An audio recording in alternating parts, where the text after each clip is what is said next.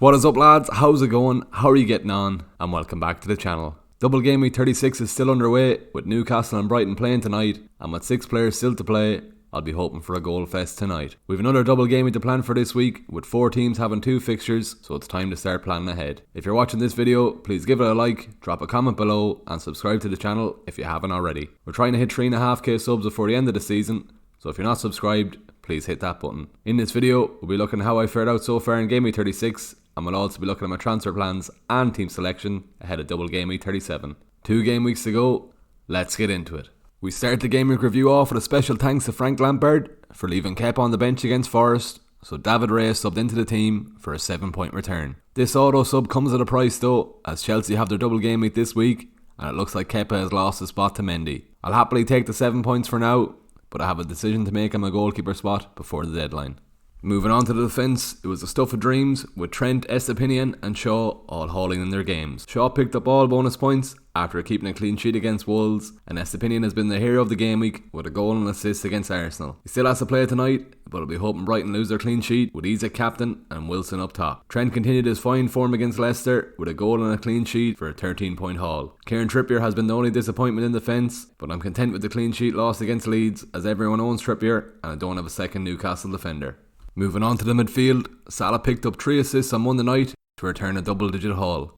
I'm still not sure how he didn't get any bonus points, and it probably should have been a 20-point return from him as he missed a big chance when he really should have scored. Matoma and Mac 10 failed to return against Arsenal, but there's every chance they can get something in tonight's game against Newcastle. I'll be hoping for a Mac 10 return, as Matoma won't do anything for my rank as he is so highly owned. Moving up front, the punt on Callum Wilson paid off massively with him scoring twice from the spot. If you tuned into my deadline stream last week, you would have saw the late move for Wilson after taking a hit to get him in. I obviously regret not captaining Wilson, but we'll just think positively, and at least I got him into the team. My captain Isak was fouled for the first penalty, so it was the perfect link up for my Newcastle strike partnership. They also have their game tonight against Brighton, so I'll be hoping for a few more returns. Haaland continued his outrageous form with another goal against Everton, and he's now only 4 goals away from 40 goals this season, so there's every chance he can hit this milestone in City's last 3 games. All of these returns led to me scoring 86 points so far this week, and with 6 players to play tonight, including my captain, I should be hopefully reaching the 100 club again this season. These returns have also led to me having a live rank of 46k, and I'll be hoping to close to 35k after tonight's game. It's the perfect result from this game week, and it makes the 20 to 30k mark a realistic goal for this season. Final push is happening at the right time, and with 2 game weeks to go, I'll be hoping for 2 green arrows. Fingers crossed for a goal fest tonight. With the double game week 37 deadline approaching, let's have a look at my potential moves for this week. With Kepa the main issue this week, I could be forced into making an unwanted goalkeeper transfer. De Gea looks the prime target with 2 decent double game week fixtures against Bournemouth and Chelsea,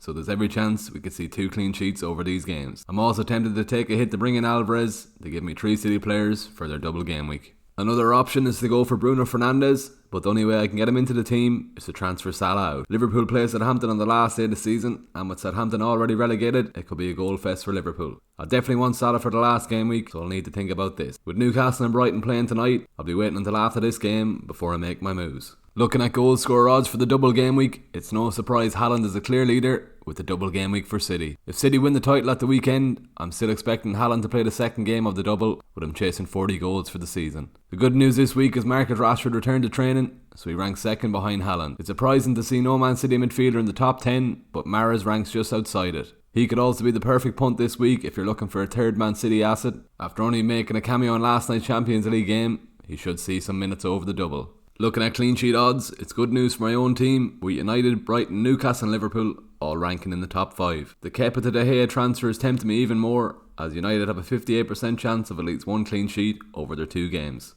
Looking at predicted points for the double game week, Haaland tops the charts with a predicted score of 15.8. Rashford is a close second, so if you're chasing rank or looking for a differential captain pick, he could be the one to go for. With the game still to be played tonight between Brighton and Newcastle, there's every chance of an injury to one of my 6 players, so I'll be waiting until after tonight's game before I consider what moves to make. For now, this leaves my lineup as follows for the double game week. Kepa in goals, Shaw, Trent and Estepinian in defence, Grealish, Matoma, Rashford, Salah and McAllister in midfield, and Wilson and Haaland up top. Looking at captaincy, I can't look past Haaland with the double game week for City.